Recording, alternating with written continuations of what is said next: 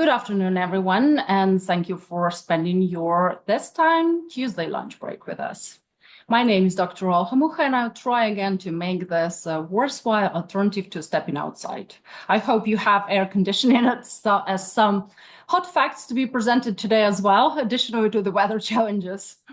And this session is part of our Resilience and Reconstruction series, which looks at how societies respond to pressure, whether political, informational, or cultural, and how meaning is reshaped in the process. Across those conversations, we are interested in how language, media, and cultural signals don't just reflect reality, but actively structure it. And they influence what feels credible, what feels urgent, and what begins to pass as common sense. With that, let's begin. Today, we turn to conspiracy theories, looking at how they spread, where they come from, and where they land. We'll move between two registers, the individual and the systemic. Stephen will focus on fears, anxiety, distrust, feeling of victimhood, and the individual level, what draws a person towards conspiratorial thinking in the first place. But then we'll challenge Rebecca with focus on memory politics, disinformation, and how media narratives work at the systemic level. And you are fully welcome to ask your questions. Please do use Q&A section as it's easier to navigate among all those beautiful questions. But please also use the chat. I'll keep an eye and bring into your comments and questions into the discussion. And it's a great pleasure to introduce today's speakers, which I bet most of you don't need any introduction for. Stephen Lacey, the founder and managing director of The Outsiders, the cultural insight agency he established back in 2016, specializing in behavioral change research, hard-to-reach audiences, and cultural undercurrents shaping the UK and beyond. I think that he was working more than 60 markets and on campaigning for clients, including from Home Office to Mars and Bodyform, and multiple award-winning campaign. Stephen, now recognized as one of the UK leading research voices on the far right, populism and disinformation. And obviously, he is a co-founder of Resilience and Reconstruction think tank. I'm also delighted to welcome Rebecca Skippage. Rebecca is one of the world's leading expert in disinformation. The BBC journalist for more than 25 years. In 2018, she started the BBC's first team dedicated to countering disinformation. It was named the BBC's first global disinformation editor in 2021. Rebecca left the BBC last year and now runs her own disinformation consultancy, working with the UK government, NATO Stratcom, I believe you are just from that Stratcom session, and Google DeepMind. She also specializes in the growing risk of corporate disinformation. Here, something to think about, advising organizations on how to understand the information ecosystems and counter narrative manipulations. Together, that's a powerful combination of behavioral insight and frontline disinformation. And in other words, how meaning is constructed. Let's research deeper. And on this, let's begin. Steve, stage is yours. Great. Let me share my presentation. What can you actually see? Can you see a presentation? Yeah, we can see. Let me get on full screen. Yeah, just start the slideshow. There we are. Okay. Oh, sorry, jumped ahead. So conspiracy and truth. So what I'm going to do here is I'm going to do a quick outline of how people are feeling in the kind of nation. We're then going to kind of explore a little bit about kind of right-wing kind of populism and the conspiracies landing there. And then we're going to talk about an audience that we've identified from multiple kind of research projects where myself and Ola have been kind of having conversations and focus groups with conspiracy theorists, and especially the ones that are more middle class, because they don't kind of fit the paradox. I remember many times hearing, the people who believe in conspiracies, they're the working class, they're people who are uneducated.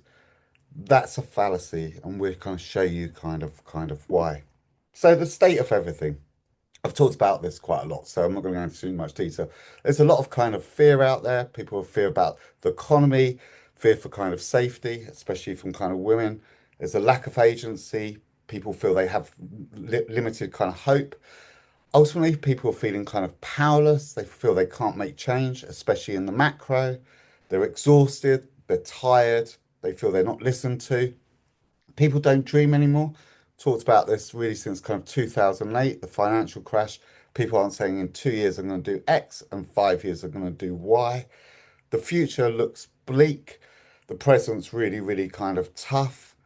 The altar that brands have worshipped on, self-actualization, hamster mum kind of doing yoga, has been ripped apart, especially for the mass mainstream. They've moved into belonging and security needs. And life for many is just feeling unfair.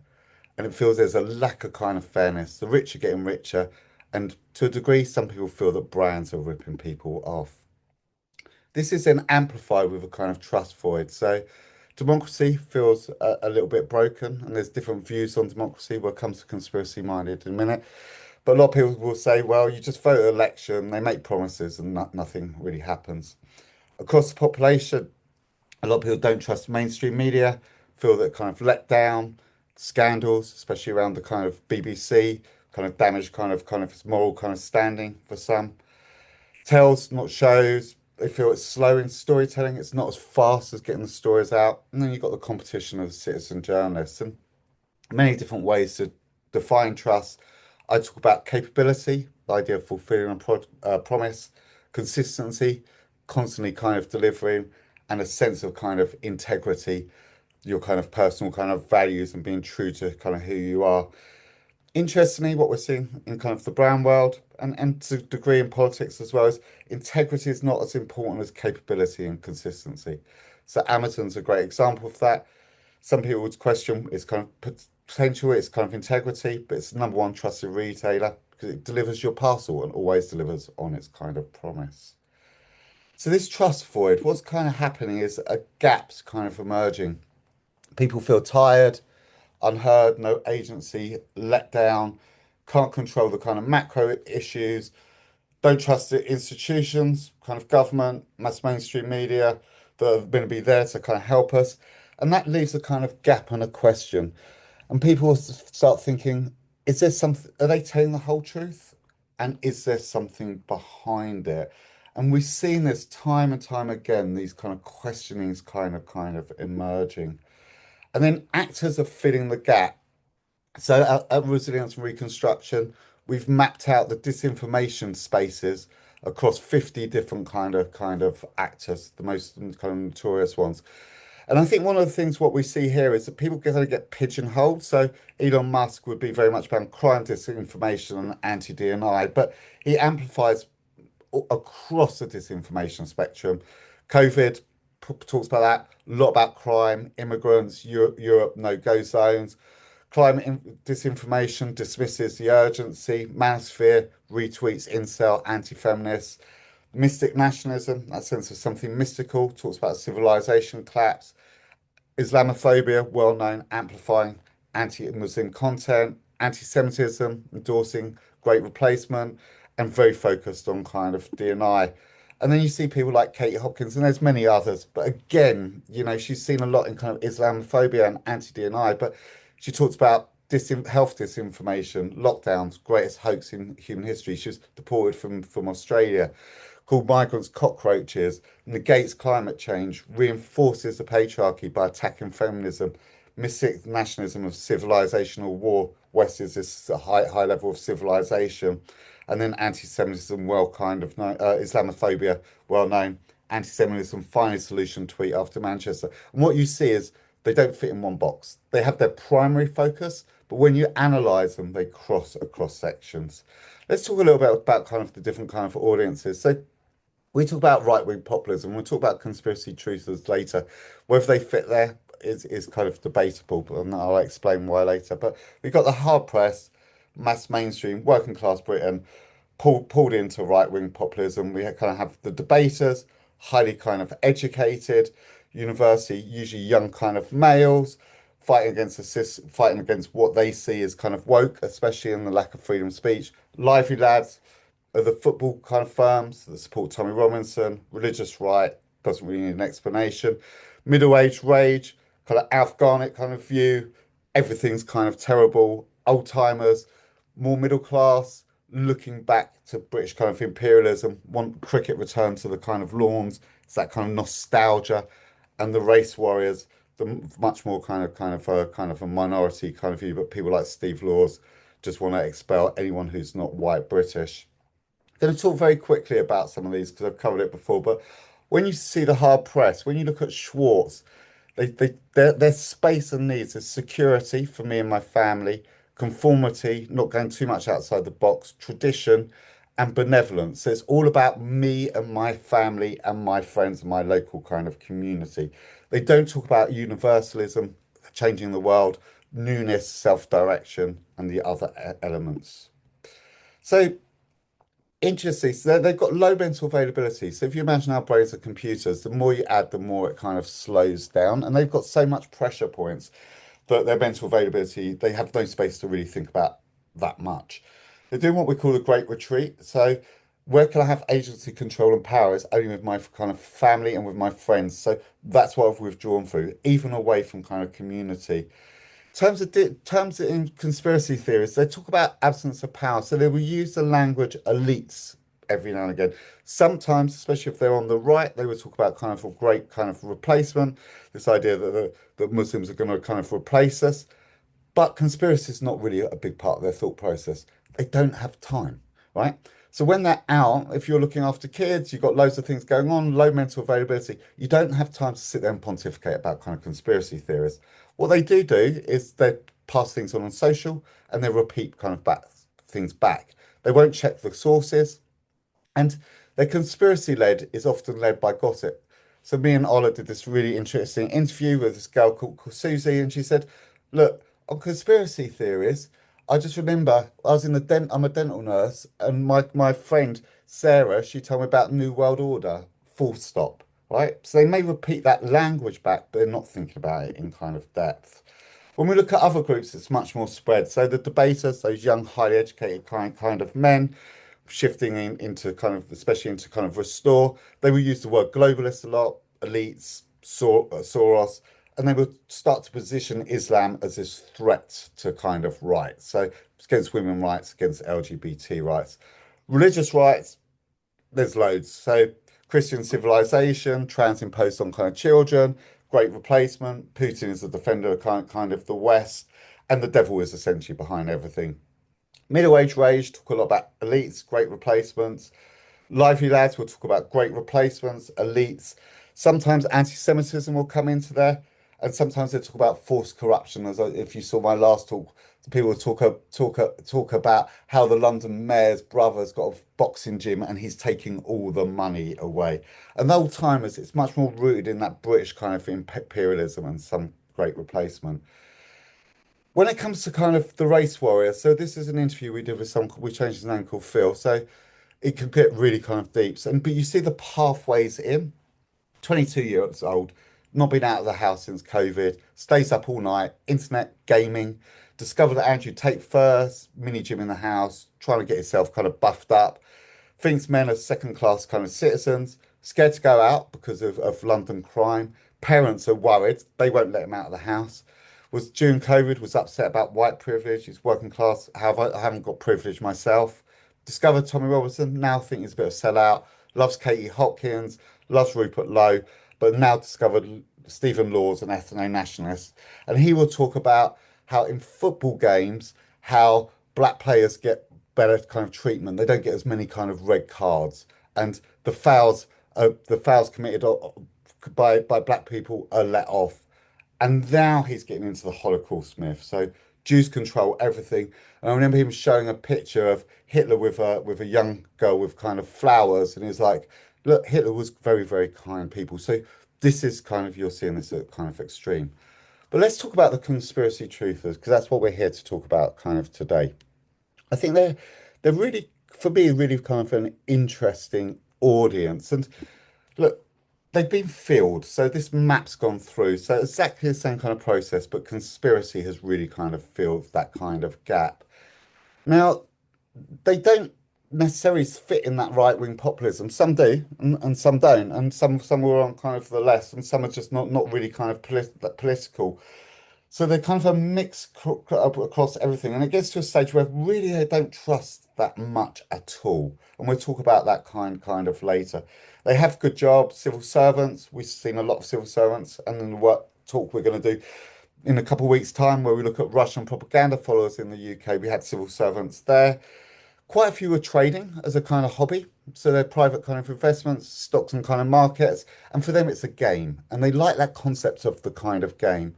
University educated, they read in depth, they quote philosophy in groups. And you sit there when you do groups with them, and you're like, it starts off, they start talking about Art of War and Plato. And you're like, oh, what an interesting group. And then it starts to kind of descend. I think they have time. So unlike the hard press, they can kind of self-actualize and they're highly individualistic. And this is really, really kind of important. In many ways, there is individualism on steroids because they feel they are the truth and they are the only truth. And I am the only person who knows the truth. Going to quickly go through this, but it's Josh, student studying accounting and finance, had a job in kind of in corporate banking, lost his job, invested in crypto and stocks, sees mainstream media as scripted stimulation. We'll talk about kind of shadows, but a lot of people talk about that, talks a lot about Black Mirror. COVID was pre-planned. Digital ID is inevitable. It's going to kind of happen. And we've got a bioengineered civil war coming from the caused by the kind of government. But underneath this, it's a young man who's looking for mastery and significance. The world he feels has knocked him down, social contracts being kind of ripped up. But the worldview hands him a secret knowledge. So I am the person who can navigate and see things that others can't see. Then we had Sarah, training midwife, wife of an accountant, drawn into that hippie kind of lifestyle, self-sustaining farmland, natural living. She describes herself as a tinfoil hatter, and we'll talk a lot about kind of vulnerable children, that emotional hooks, human kind of trafficking. Believes there's no truth anymore. Distrusts the COVID vaccine. Believes her sister-in-law's stroke was kind of caused by it. And underneath this, what you see is motherhood, this idea of protection instinct, especially for her children. And her skepticism cost her a real relationship with her kind of family, who no longer kind of speak to her, and she leans on a partner who kind of believes what she does, so they kind of connect together. And really, she's disconnecting a lot, and she wants to disconnect from the world, and that's really dressed as enlightenment. Then we had James, antique restorer, musician, invested in kind of gold and silver, got rid of his TV a long time ago, has no smartphone. He's very abstract and detached. He sees politicians as actors, flags as symbols of kind of war. So Raise the Colours was about creating a civil war. Calls climate change a media lie. Says digital ID is evil and he'll leave the country if it happens. And he's interesting because he sits above the phrase. He's looking down on kind of society, and this draws serenity from this superior. So he has a superior vantage point. Quite the anti-system. Talks about outwitting track and trace by giving Witherspoon's head office. So his is about independence and never being coerced but crowd. But what you see is a different kind of map emerging here. So what you see is they are chasing stimulation, new things, and they are looking at self-direction for their self. But underneath it all is essentially security needs, that idea of kind of feeling anxiety and feeling protected from a world that's kind of changed. We've got a little bit of video. Hopefully this will play. The COVID thing was blown out of all proportion, and I still think that it was all a conspiracy designed to steal all your personal information, your bank details, the whole lot. I mean, I refused all vaccines, and I've known people who've taken quite a few vaccines, and some have died. I do feel that the COVID was sort of almost like a plan to see how well they could control society. I had my first job. I didn't have a period for 6 months after it. Then I was hearing about issues with fertility and things. And, you know, the conspiracy theories about trying to reduce the population and trying to make people ill. So the pharmaceutical companies make more money and to cull the population. Like the powers that be, if they don't want you to talk about it, they'll label you a conspiracy theory, and then they'll label it a conspiracy theory. So that's either you feel crazy or other people look at you as a crazy person, and then the conversation is just silenced, and things are then able to just go by like under the radar, and we then don't know it's happening, or by the time we realize, or by the time the mainstream realize it's happening, it's already too late. If I could tell you, that's the reason why they're called the shadows. These Why? people operating that have got strings above the government. They've got in ties with like high up royals and Vatican, and it's like a trickle down effect. It's like a game of chess in its own way. You know, you've got the queens, kings, pawns, you know, in this order, and that's the game pieces are being moved around. We've got world leaders that are at a certain level. You know, these are at the same level, and pieces are getting moved around. We are in the COVID, mere pawns, mere ants in the system. So just to bring my life a little bit. So what's why? So they feel like lack of control. One interesting thing is they think they're curious, but underneath it is driven by anxiety. And why is that anxiety? Because for them it feels like the world is spinning out of control faster they can kind of can deal with it and control it ourselves. It's to use the word porn, and there wasn't just that person. We hear this word a lot to kind of describe themselves, and they're trying to make sense of this chaos that's kind of merging kind of around them. What does a conspiracy do? So, conspiracy belief offers kind of agency when they kind of essentially feel kind of powerless, and naming hidden actors, patterns allows them to have a sense of understanding to navigate a world that they feel they cannot kind of influence. And COVID was the master gateway. So, and once people are skeptical of COVID, now they're skeptical of everything. It's the master kind of narrative. They use it as an origin story, and they use it as a comparison story, and they use it as the link back to everything else. So whether it's digital ID, myself and Ola and Resilience, we did a digital ID report. They would do it on digital ID, immigration, vaccines, control, whatever it is, it will flip back about kind of COVID. And for them, COVID was a test run for control. And the plot was either population control, taking all my kind of finances. And even some of those who had had the vaccine are now suspicious. And added to that, since COVID, we've had not just black swans, unexpected events, but as someone described to me, Canadian geese that are constantly shitting over you. So whether it's cost of living crisis, Ukraine war, etc. So it's constantly feels like things are spinning constantly out of kind of control. Their mindset, they're proud to be conspiracy truth seekers. They hate the word conspiracy theorists. They say that's kind of gaslighting us. It's used as a science weapon. It's used as a way of looking down on us and kind of pushing us away from the truth. For them, there's either no truth or it's that individualism. The truth is me and what you kind of make it. Some talk about nature. It's the only trusted source left as kind that you can kind of trust because a tree is a kind of tree and a dog is a dog. Self-identification, they use the word kind of awake, and they take that with kind of pride. That sense of kind of being kind of awake is really kind of important. Things that are kind of hidden, so evidence of things are being reinterpreted or kind of seen as, or lack of kind of evidence is seen as being kind of hidden. And conspiracy theories, essentially what they're looking for is a game. So that sense of trying to find the keys to unlock a world that they feel they don't really kind of understand. They believe everything is part of a bigger story, 9/11, 50-minute cities, 5G, social scores, and everything comes evidence the powerful are kind of hiding things and they see patterns everywhere. So this idea of the dark shadows, the Vatican, world order, Rothschilds, the royalty, all kind of controlling things, and they feel that they're dividing and conquering the kind of UK, sometimes to create in their mind to create a civil war for an ultimate motive, whether that's digital ID cards. It can be a range of different kind of things. They feel the powerful want to suppress the wealth and keep them where they are. Interesting, most groups that I do, and I do loads of groups, don't think about the future. These do think about the future, but it's dystopian. It's that Black Mirror idea. And there's that kind of fear that the government will want to kind of control us through digital ID cards. When we've done work around kind of the big war, kind of Russia's invasion of Ukraine, people talk about World War III, they talk about nuclear. And what comes up time and time again is this concept of kind of civil war.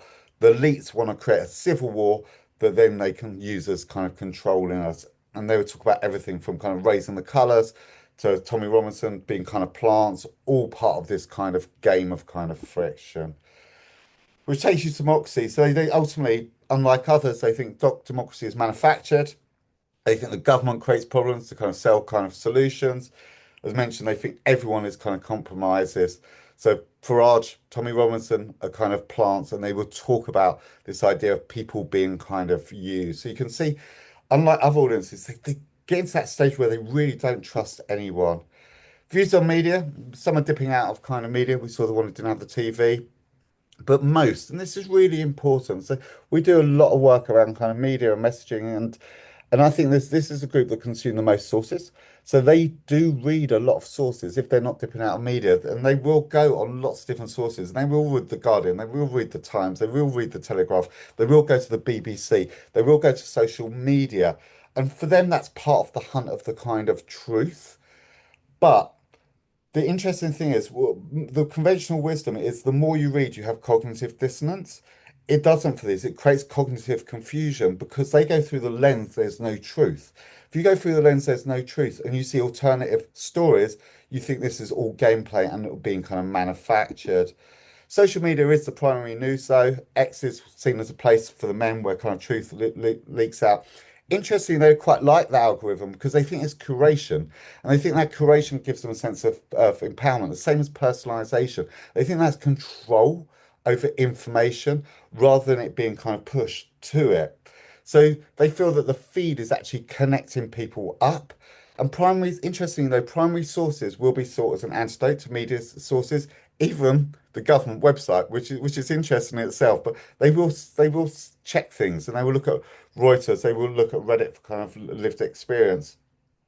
AI tools for some, they're kind of seen as trusted advisors, strangely for kind of health issues, especially if they've got more health worries and concerns and anxiety, they will use AI to check kind of health. But for many, AI is seen as a mechanism of control. The truth is nature. If you see a cat, it's a cat. If you see a dog, it's a dog. If you see a man, it's a man, and so on. So what you see, yeah? Yeah, nature doesn't lie. A tree is a tree. The media is always lying. I fully believe it's compromised. It has been for a long, long time, way before I was born personally, you know. It's just, for me, with intuition, I don't believe it's kind of real in that way. I just think it's a whole episode of Black Mirror. You know, that's how I see it. Alternative facts, you can list them, and it's not going to be in the media. It's like worked in reverse. It can't be engineered. It can't be faked like the, normal side of the media. Like, that can be engineered nice and easily, to the point which is distracting you away from the real issues of what's going on. I just feel like there's a degree of censorship, I think, on the part of say the BBC or Channel 4. It's like, for instance, when you watch the Channel 4 news, and if whoever it is interviewing somebody, they're always doing it on a certain time limit, and they have to stop them before they get very interesting. It's almost like there's a conspiracy to prevent the truth from being told on live television. I fully admit I am a tinfoil hatter. I think there's a lot of very, very dark stuff going on with all these elites.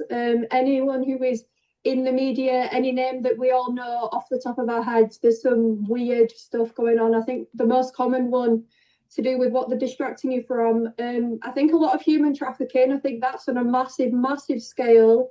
It's a mixture. Like, touch on COVID, for example. Yeah. How was that in the media, like 24/7, non-stop? And then it just disappeared into thin air. And Ukraine, I get that there is a war going on in Ukraine, but again, media, gone. Where's it gone? Like I said to my husband not long ago, is the war in Ukraine still going on? And looked at me like I was crazy because I don't have a blooming clue because I don't partake in media. But they just stopped posting about these, stop broadcasting these things. So when they go like hard on certain subjects, I just think, and it sounds really conspiracy-ish, but I'm certain it's a distraction from something else. So just don't partake. They're telling lies about climate change. Yeah. But when I said I read books, that's to get an understanding of the way the media works. So if you read something like The Art of War, it helps you translate all the techniques media use into algebra, so you can just understand it and go, oh, I see what a load of bollocks that is. It becomes very, very clear, a bit like Plato in the cave. You're out of the cave, so you're no longer being a prisoner. So, so what we see is mainstream media really kind of being attacked, high degrees of kind of skepticism. They group everything together, BBC, Channel 4, ITV, being controlled, seen as curated kind of theatre, this Black Mirror, seen as being scripted, engineered, not kind of organic, feeling that they control what's being aired and it's chosen for effect, not truth. Interesting when it comes to kind of editing, they feel that actually editing is kind of manipulation and live interviews are much more trusted. But there's a but, the timely interviews where people are cut off, they interpret that as actually you're preventing the truth being kind of told. Concern about disappearance of kind of stories, where's it kind of gone? That's being used as distraction. And they talk about the press as especially as being kind of wired to make you feel crap. So that's a form of kind of control. And the bad news is it's going to get worse because what you're seeing is the middle class are getting closer to the working class because the president's trust is tough, cost of living is biting, AI is threatening jobs, globalization is kind of punishing, the future looks bleak for your kind of kids in terms of kind of AI. Unlike mass mainstream, kind of hard press and other audiences, they don't have the anchors of the past to make them feel kind of safe. Present looks awful and future looks kind of bleak. So it's going to get worse. So what to do? So look, I think it's important. These people aren't believers in exotic theories, and this is important. You need to step back. They're ex-trusters, right? And the theory comes second, the conspiracy theory.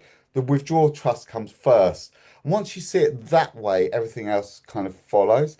Now, I know we've got fact checkers in. I love the fact checkers, and it's really, really important. But you can't just fact them back because then you kind of lost them. You can't rationalize them back into a place. So it needs kind of more. So, how to think about them? I think look, the distrust is rational. It's not pathological. We're in a low trust environment, and perhaps withholding the truth is a sensible kind of rule, right? So they're using trust nothing until it kind of proves itself, and we're seeing that not just in conspiracies, seeing multiple kind of audiences. But what they get is they're sometimes right about the disease, but wrong about the diagnosis. So institutions have overpromised. You have had things like kind of Epstein files. You have had kind of corruption. So there is for some of them an element of kind of truth, but I think the important thing is the opposite of conspiracy theorists isn't truth. It's essentially about a story. So it's one that explains the world, names a villain, gives community, and makes them feel kind of awake. Because dry villain-free facts is a worse product. You're not actually competing with them. Accuracy 100% is necessary, but it can't do it on its kind of own. And what actually moves them, actually, it should be five tests because I added one in. So first one is money, sending messaging, who pays for it, what are they getting out of it. And this will fail if you've got hidden kind of funders and you're open about that. Touch, can I check this myself or is it just words? If it's just statistics, abstractions, studies show generalities, it will fail. Heart, does it move me? And when we do our next presentation, we'll show how emotion is so important. So things that are just kind of rational, no movement won't work. Are they talking to me or down at me? Really important. The feeling of being talked down to, they will turn off. And shape, is it a sales pitch? Is it this idea of let's create anger and then sell the kind of fix? They're wired to that and they will reject that. And I think there's some other things. Look, we can have a debate. I mean, should we be careful with conspiracy label? Because I think automatically by using that, you're making yourself above a person, and I think it frames these are stupid. These are kind of lost people. We need to be more Estonian. We definitely need to be more Estonian and more Finnish. They understand it. They do media literacy from a very early age. Young children are taught how to write disinformation. The cognitive thinking is really to the point, but we need it bigger than that. We need it at society level, and we need to build back those points of kind of connection. If you're older men, not so much this audience, but you've lost the local media to verify things, and that's really, really kind of important. You're not going to believe government statistics if you've still got a hotel around you about immigration, right? So that's really important. Local media can do that voice. People don't connect with local experts anymore. You don't miss your fish funder, you don't know lawyer, you don't know your kind of accountant. That creates an absence. You need to bring those back. As mentioned, think about tone and emotion. So it should be choose the messenger before the kind of message. The right person will carry first. We need to spot the fires before they burn. Hire people like Rebecca when you've got ideas to really kind of think, where could this go, where the conspiracies go, but also see where they're burning. And most importantly, one of the most important things is look at the house. We keep doing manosphere disinformation, climate change, health disinformation, all these Ukraine disinformation, right? They're just bricks, right? They're bricks in a house, and we need to look at the architects, the Putin, the foreign powers, the right wingers who are creating them, and how they're interconnecting, because that's the only way to fight. Otherwise, we're wasting investment. But the most important thing is we just need to be more upstream, right? The key is to restore hope, and that's a future presentation. And that's my whirlwind tour. I'm sure you're bored of talking to me, so let's bring the wonderful Rebecca back. Oh, thank you. Thank you so much, Steve. Even if I've seen quite a lot of this earlier, it still feels very overwhelming, I should say. What would be your take, Rebecca? I think it's absolutely fascinating. I completely love the way that it's very kind of, it's very human. It's very kind of and humane, the way that you speak about these people as people who are like us. And I think that is absolutely vital in the way that you approach any type of person that either believes something that you feel to be untrue or is untrue, is that sort of approaching them and saying, you're an idiot for thinking this, is absolutely not the way to get through to them. So yeah, I mean, for me, it's really a kind of healthy and helpful way to frame this. Yeah, thank you very much. But let's probably try to move it from this individual level to the systemic level, right? And a lot of people, I had a pleasure to talk yesterday to one of the person who was truly reassured that, let's say, denotice control all the press. And this is all intelligence agencies secretly run editorial lines across Fleet Street. There's no other way. And we could see some quotes as well from the focus groups, right, which Steve represented. And so probably I would put this question like, let's transfer from personal fears and anxiety to media ecosystems and how current media and platform dynamics respond, or maybe opposite, exploit that anxiety. Yeah, it was that was to me, Ola, was it? Yeah. Look, I mean, you're responsible for media today. Oh, that's fine. Okay. I happily take that. Oh. So look, I mean, the truth of the matter is that legacy media has not responded well to this. For decades and decades, there was this, the stone tablets came down, whether it be the Times or the news at 10 or the news at 6 or whatever. And people sort of, sat around their radio or their TV or opened their newspaper and were told on a top-down sense, these are the things that you should be interested in, and this is the view that you should have, and you picked your newspaper accordingly. Something that sort of helped that really sort of mirrored what you thought. And obviously, those kind of gatekeepers of information, the strength of them has massively declined. As has trust in institutions. Some of that self-inflicted, some of it orchestrated. And the audience has moved from being kind of passive consumers to being active participants. And the social platforms were there to draw them in and say, I'm interested in what you have to say. I'm interested if you've got something really extreme and extraordinary to say, because as we all know, engagement is valuable and valued by the social platforms, and accuracy is not. Some legacy media, I think, has kind of cottoned on to this, and it is the more kind of tabloidy end of people of journalism. If you look at how the Daily Mail has responded, they've basically kind of amped that up, and they respond, and the stories that they cover amplify the concerns, some of which you could definitely put into the disinformation category, some of which may even be, you may be able to categorize as conspiracy theorists. And they plug into those, and they gently and not so gently encourage people to be concerned, to be frightened, to be worried about what's happening, or what's happening where people who are not like them or not like you are concerned.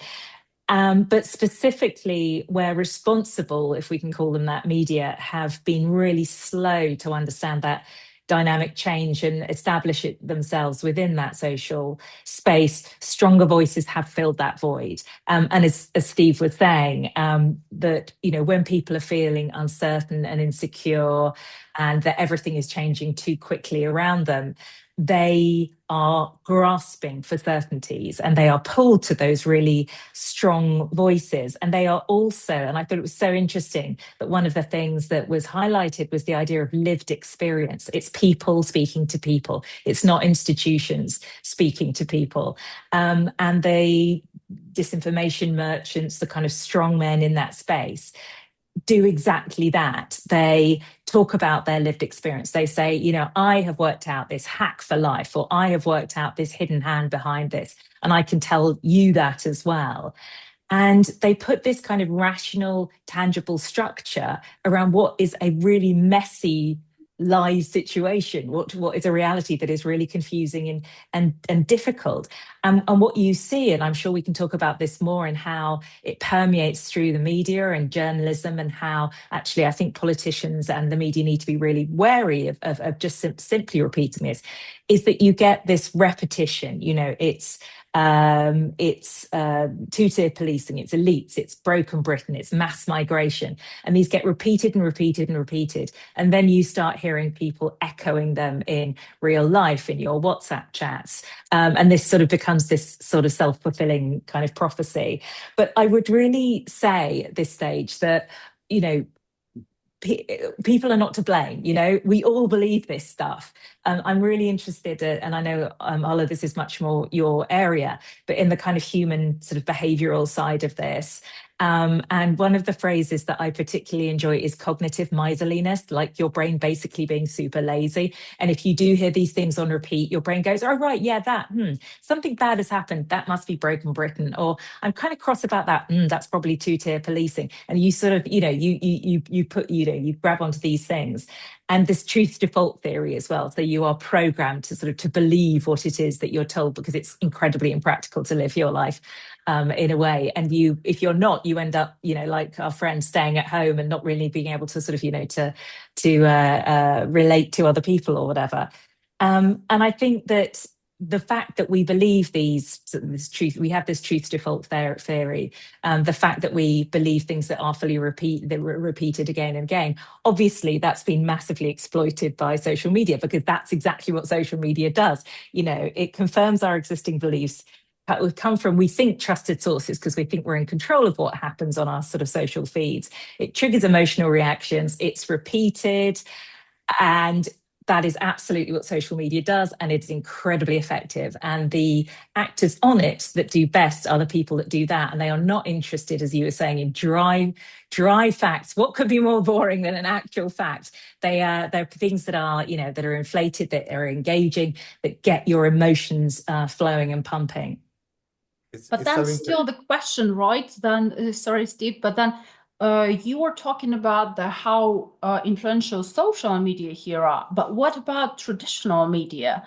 We know that you left BBC, but still maybe you are just like drawing the line that have no idea what they're doing. But still, if we're talking about the responsibility of traditional media, how they can navigate and mitigate this position, because we are then risking to come only on the very low level of trust, which is based only on a small community's trust. You only go into trust to the person you know, who is your neighbor. And then whoever communicates with you, from NHS, from, I don't know, tax office, whoever, it appears to be a part of this big conspiracy system. Yeah, and I think it's a massive, massive problem. And I think it's about institutions really rethinking the way that they communicate with, whether it be their audience or their consumers or their patients, or, you know, whoever it is, you know, politicians, it's their constituents. And I think there needs to be, first of all, a recognition that what is happening at the moment is not working. And you need to understand a couple of things. First, trust isn't restored by asking for it. It's through changing your behavior. You know, people are not trusting institutions at the moment. It's getting worse and worse and worse. If you look at, the Reuters sort of journalism survey recently, digital news survey, I think it's called, forgive me, it's just getting lower and lower. So actually, what do you do to change things? And to my mind, you've got to understand what motivates people to be drawn into disinformation and sort of address that. Don't just say, we'll do more of what we did before. Understand what it is, how people are responding, and, and address that. Get better at understanding how communities are feeling and address their fears, concerns directly in the language, kind of, metaphorically and literally that reaches them. So, who are and where are the communities that you need to reach? If they are not coming to the BBC, for example, for heaven's sakes, go to them. I mean, I was pleased to see that, Matt Britton came in and said, right, let's amplify this YouTube strategy, because for an awfully long time, particularly when I worked there, it was all about bringing them back into the walled garden. And, that doesn't work. If you talk to anyone under the age of 25, they're not switching on the TV. They may engage with the BBC in some way. Apparently 60%, I think, of the popular UK population do, but it's kind of, they don't realise they're engaging with the BBC. They just see it as information generally. So I think going to where they are, speaking authentically, once again, I'll go back to peer, not top down. If you look at news creators who are really successful, people still want information, people say, people are very hesitant as far as news is concerned. I think they are as far as traditional news is concerned, but people still want information. So actually, how do you repackage it? How do you communicate? Rather than in the way that we used to do it before with, an outside shot of a magistrate's court and then, an assistant chief constable saying something rather dull in front of it. Actually, let's speak to perhaps, somebody who was on the front line, somebody who was involved in the riot, somebody who rescued somebody from a kid from a house to talk about things, to try and, bring this stuff to life, to try and get it into these algorithms, which, if you get engaging, interesting content up there. So I think we need to, get so much better at understanding how audiences are networked. And go fishing where the fishes are, a phrase that you will often hear me say. And also, I guess, be much more aware of what is the disinformation that is likely to come out if you are an institution, if you are a health service, or, if you are a police force or whatever, and get ahead of that. We know that this sort of inoculation, we know this pre-bunking, we know this stuff works. And we also know what's likely to come out. So for heaven's sakes, get ahead of it. And I would say, let's be honest about what works and what doesn't, and let's kind of give these things a try. I think particularly coming from a large organization that I worked with for a long time, and knowing that it's really similar to somewhere like the NHS or the civil service, there is this real kind of hesitancy to try something and it doesn't work. We are so beyond that. This is not working. Let's give it a go. Let's try some things, but let's assess honestly about whether it works or not to reach people and make sure we're getting accurate information to them, because at the moment we are really failing people. Yeah, thank you so much. Steve, there's quite a few questions which are very relevant also to understand the nature of the terminology and the groups you were showcasing, right? So it's important to understand who were those people and what was the methodology to find them, as well as how, let's say, not to be conspiratorial ourselves, because not to go to them, right? Because there were quite a few comments that it's very reasonable doubt, right? Not trusting mainstream media is a sound reaction on certain countries, more than others, of course, but still there can be some quite reasonable, right? So just tell us a bit more about the methodology behind. So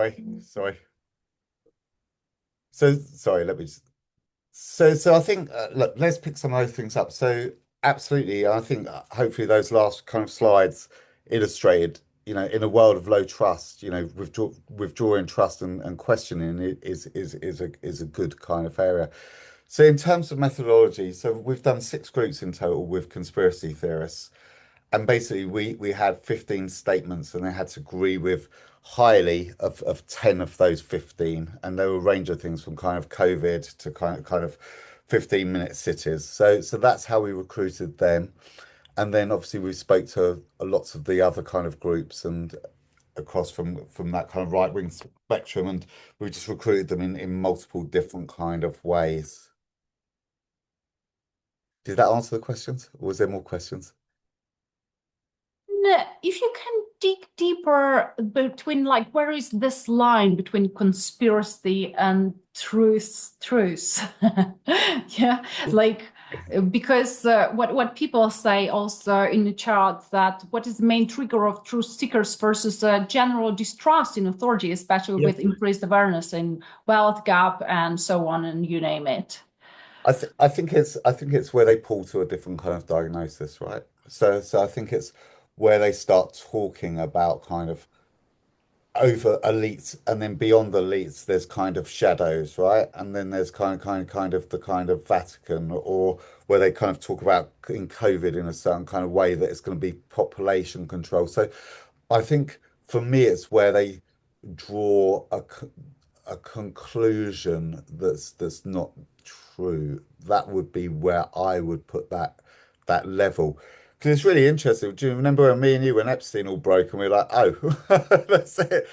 The conspiracy theorists are going to have a field day, I right? mean, they were right, right? And they were right. That's it. And we have to acknowledge that. And there are examples of conspiracy theories that come true and are true.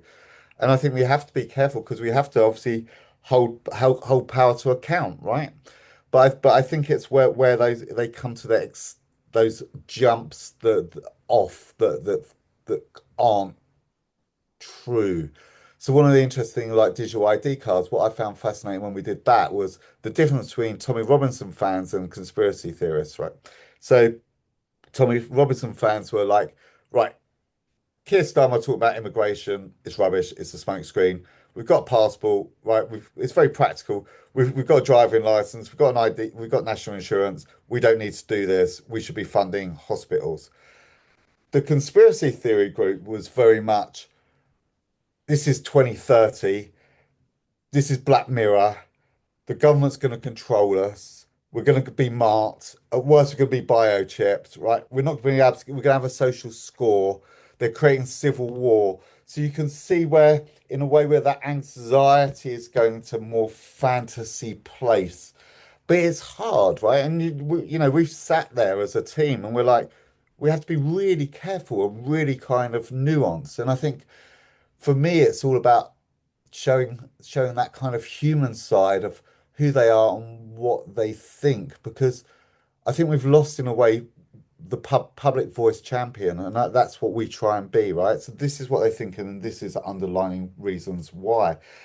And I think a lot more people will be pulled into conspiracy theories, because if you look at that map, really, it's all about how do you restore hope, right? Because that's the key. Until you restore hope, it's going to keep continuing. And then I think we've got the outside actors, which is a massive problem. As I always say, Putin loves democracy, just not in his own country, because he loves the clefts. And do you both think that the COVID was a key moment when the conspiracy-minded people, or with some element of thinking in this, was kind of a main trigger to think, oh, this is it? Rebecca, do you want to? Yeah, definitely. I mean, it was interesting because before COVID, things like 5G and flat Earth were kind of kicking around, but they were very fringe. And then when COVID happened, I mean, I think it was a perfect storm in many ways. It was incredibly frightening. We were all stuck at home. The only outlet we had to communicate was online. The comms from the government were not, I think, they were difficult to understand. And what they didn't do, and this is something that I always suggest that people do, is that they didn't say when they didn't know. So you had a situation where there was, and I know we all remember Chris Whitty with great fondness, but if you look back, it was just like, what? It was really, really difficult to understand. The messages kept changing as well. And then you had the Barnard Castle, fiasco going on, and there was a lack of trust within the government, legitimately lack of trust. They didn't certain firms, within there, and were not behaving the way that we were being told to. So yeah, I think that was absolutely the key thing, the key time. And certainly it was really interesting. I started the BBC's first disinformation team in 2018. In 2019, we really struggled to get sort of traction as far as stories were concerned, and it was COVID that allowed people to see, allowed the editors, the gatekeepers into the programs, which is how it works within the BBC, to see, oh, okay, yeah, disinformation, actually, it's life-threatening. Yeah, and we saw this infodemic, as it came to be called, going across the world in exactly the same way that the pandemic did. And it left a trail of destruction in its wake, as did as did COVID itself. And people, I think, were changed, and people who were frightened and ill-informed, and looking for answers, which is, again, completely understandable. If they were not finding those answers from trusted sources, then they got sucked in and started believing, things that were more and more outlandish, even if they kind of gave, structure to what was really kind of chaotic. And then they stayed there, really. And those some of their beliefs then became more and more mainstream. So yeah, absolutely, for me, it was COVID that was the thing that sort of moved it up again. Yeah, turning point. I think you said a really interesting thing there, Rebecca, and it's what we talk about a lot, especially in right-wing populism, is they don't create the need, right? They just fill the gaps. And that's really, really important. And that's why we need official sources, and government needs to, and mainstream needs to fill those gaps before they do. Exactly. I mean, I always say disinformation loves a vacuum. And it's why that, mainstream media, why institutions I guess I would prefer to say, those of us who love accurate, effective, good, in its wider sense, news and information, need to be there and need to be on the front foot and need to be learning from the bad actors and saying, okay, what is it that works to communicate with your audience? Okay, are there tricks that we can learn that will help us? And at the moment, you're just not seeing that. And my fear is that technology is moving at such a pace that if, say, legacy news organizations are maybe kind of 3 to 5 years behind where they need to be, agentic AI and chatbots are already here. Agentic AI will be next. What do you call it? Not virtual reality, augmented reality is probably around the corner as well. And I sort of fear that there is this kind of really difficult point whereby it's now someone like the BBC is so far behind, it's difficult for resources to be committed to it in order to fund those things, which will take a lot of money, to be able to sort of, to stay ahead of those technological advances.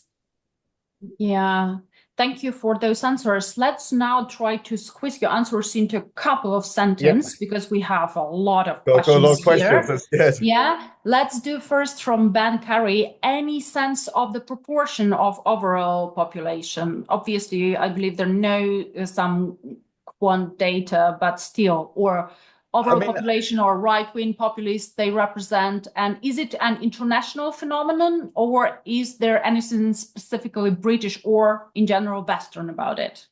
I mean, it's interesting. I mean, More Common they've got a segment similar, which they put the conspiracy theorists at 10%, but it's mainstream now, and I think that's the point. I remember talking to a local politician. He was really shocked because people were quoting conspiracy theories to him when he's knocking on all the doors, right?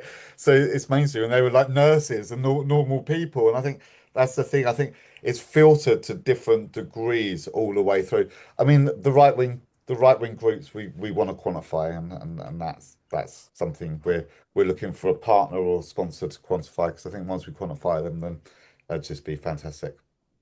And could any of you talk more around the etymology of awake or woke? Because it seems that original meaning of woke maybe had some roots as truth seekers indeed, opening eyes to oppression, but quite different as it wasn't actually a conspiracy. And there was one of participants curious as right wing, often anti-woke in their rhetoric. Yeah, it's totally true. It's like most things. I mean, what the right's really good at is really good at adopting things, right? So, a media was a great classic example, the AI, which was kind of run by kind of as a counter disinformation tool, and then it's just been hijacked as a kind of meme. That's what they're good at, and they're good at kind of taking those kind of logos. Yeah, but anti-woke comes very strongly in the right. Awake. What's really interesting about the idea of awake, and Kirsty's here, so I'd reach out to Kirsty Skirts because she's a linguistic and she knows far more about this. But what I think is really interesting about the idea of awake is it's really used a lot by the ethno-nationalists. When you go in the chat rooms, what they talk about is, yeah, Tommy Robinson's a plant, Tommy Robinson's a Zionist, Tommy Robinson's a gifter, but it's the first level of being awake. So they're seeing it as a process journey. Mm. And do you see, that's a tricky question, but maybe you have some observation here. Do you see any geographical differences with those profiles? Because here we have a participant having lived in Bristol and Southeast London most recently. Some are standing out more from his personal experience, from their personal experience. I think that's really hard to do with quant, and I think different disinformation will hit different audiences and different in different ways. But I think one of the most important thing for me is just the kind is just that kind of is the fact that the middle class, because I think that's what surprised me, right? These are highly educated people falling into kind of darker tunnels.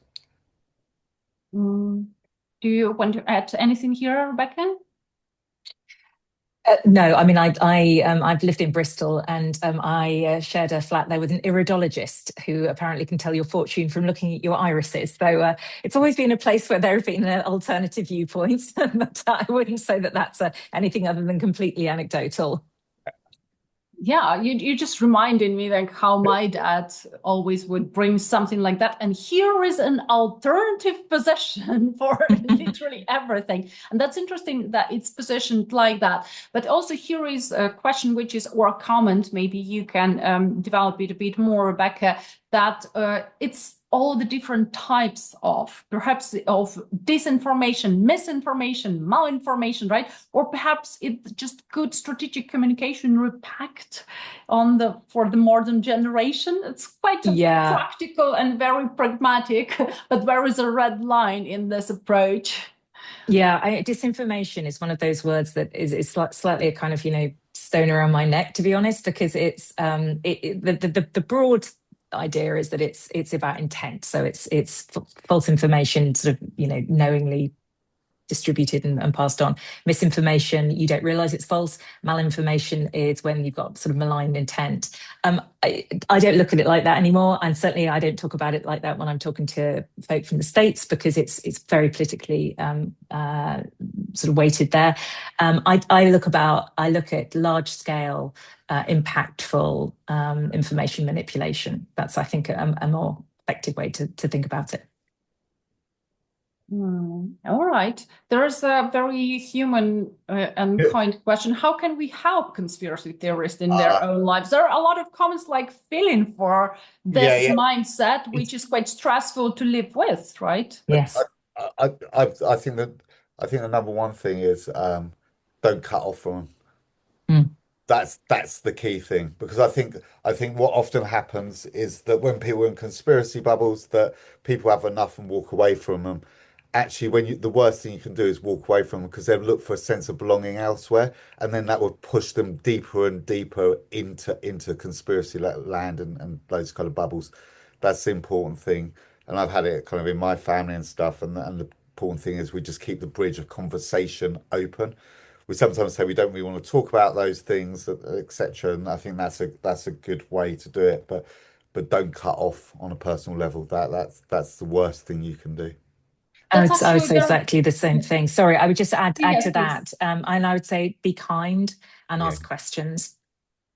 Yeah. That's actually a very really practical methodology question to you, Stephen, from Chiara. Do you come across vocal conspiracy theorists during more mainstream focus groups? Yeah. And if so, how do you handle such a situation? All the time. It happens all the time. Yeah, definitely. I mean, I did one about insurance recently, and I had it was a depth. So on a depth, you just a one-to-one interview, you let people run out of steam. But he started quoting the kind of Magna Carta and rights and it was and kind of the slave trade, and it was just quite yeah, it was quite intense. I mean, I you hear it all the time. I've had groups where people start talking about 15-minute cities. The best thing is if you're in a group situation, just say, I'm really sorry. I'd love to pick this up at a later kind of date, but I've only got so much, and I'll get in trouble if I don't ask questions on this kind of guide that I need to ask. That's the best way to kind of do it. I thought the most interesting thing was when we did conspiracy groups.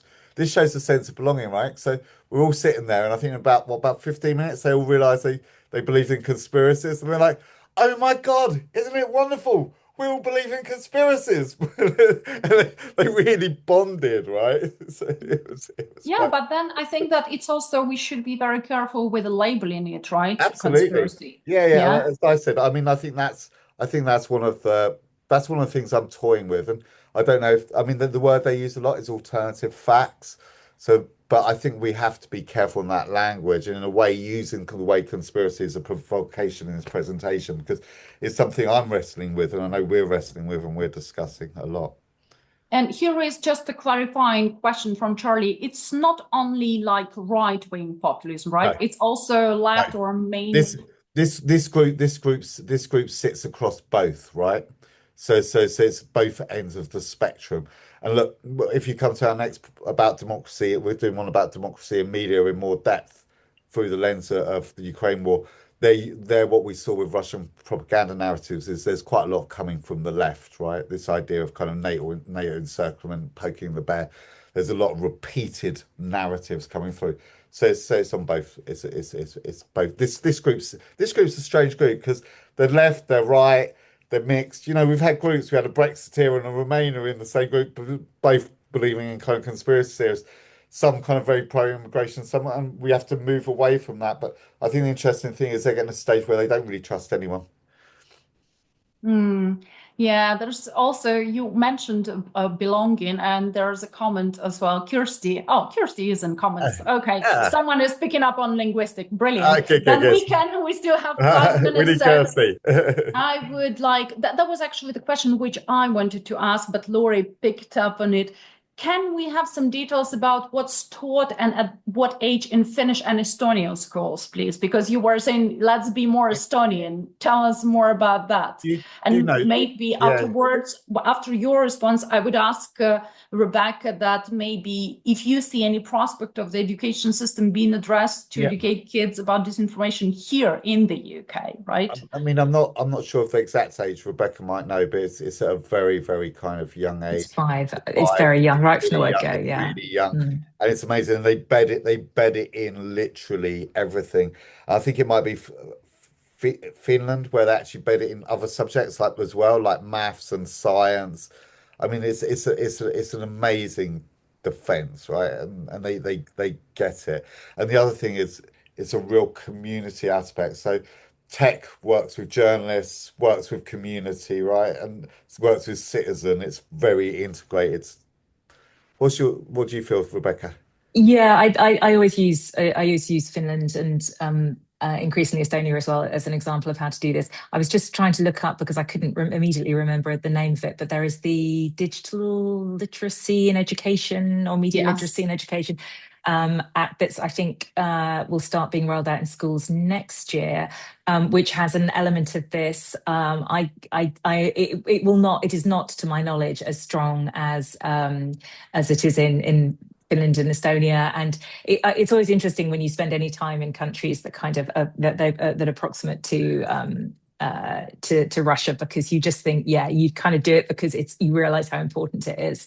And you know, my feeling is that, you know, in the same way that we teach kids that are 5 how to cross the road, stranger danger, all of that sort of stuff. I mean, this is as much a part of it. And I would also say, for heaven's sakes, let's get critical thinking back in schools. It disappeared, I think, about 10 years ago, and it's an absolute disaster. So, you know, again, bring that back.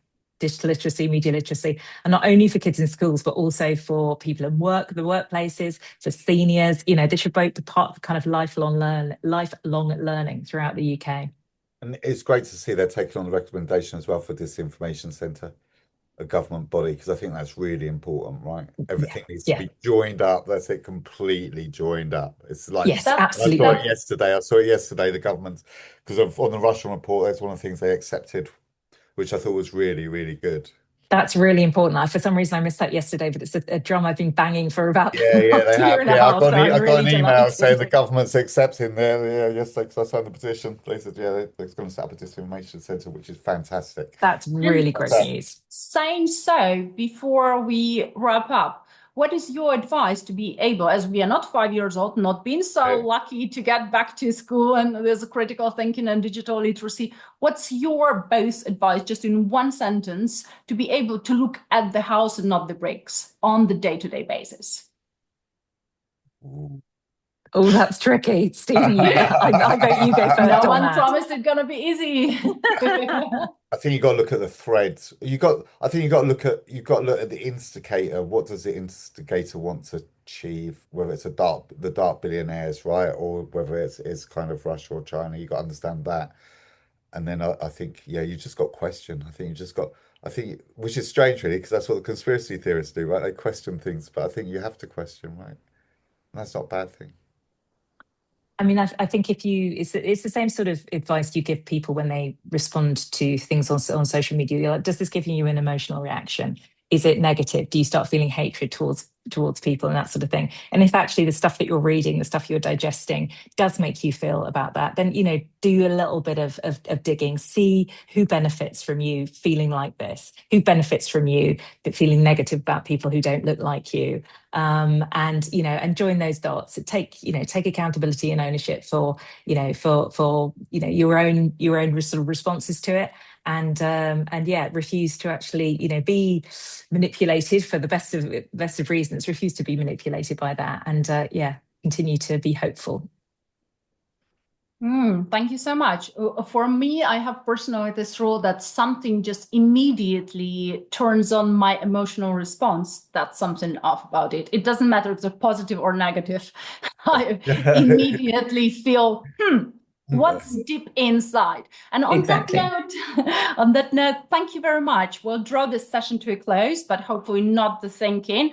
If today has done anything, it's to show that what often feels immediate, intuitive, that's the conspiracy thinking doesn't emerge from nowhere. It sits in the meeting point of individual fear and all that global trust failure and systemic narrative making. And then what we should do, well, have no quick response for you, but critical thinking back, trying to cope and control what you digest and how. And remember that even if you digest things just for curiosity, it doesn't mean that it doesn't influence you. And that's very much the spirit of the series, to move beyond the surface into a deep dive. Sometimes it's a bit scary. Sometimes we are getting into this, where insights come not from the louder arguments, but from closer attention to those daily details. And thank you, Stephen, for a great presentation. I bet there's still a billion of questions to dig deeper, so we will follow more and more details. And thank you, Rebecca, for showing us the, please, a round of applause, and showing us the situation from the other perspective as well, because what we are trying to do is just to meet this upside down and then just connect the dots. Our next session on disinformation landscape, please follow our social media and LinkedIn announcement. And then I believe 13th of July, right, Steve? Yeah, 13th of July. Yeah, until then, perhaps the question to carry with you is not simply what you are hearing, but how it's working on you and how it's traveled to reach you in the first place. Thank you for being with us, and see you again in 2 weeks. Thanks, Rebecca. Thank you. Thank you. Bye-bye. Bye. Good. Great. Yeah, I'll save the chat because there are a lot of very interesting a lot of comments, and reasonable comments. Let's have a look. I always like the chat. Oh, wow. Yeah. chat went very busy, didn't it? Which is great. Oh, so Of course, Chiara, yes, Chiara yeah. texted restored my faith in how far inside work It's, can go. yeah. Thank you, thank you. For us also, Yeah. it's very important, all your comments and those little questions and some extra perspectives as well, because those sessions is also verification of what we think of the theory, and in a lot of ways guiding for the further research as well. Yeah. There's some great points here as well. That's it. Very much. Good challenges. Yeah. I'll share with you, Rebecca, also after the chat saved. Yeah.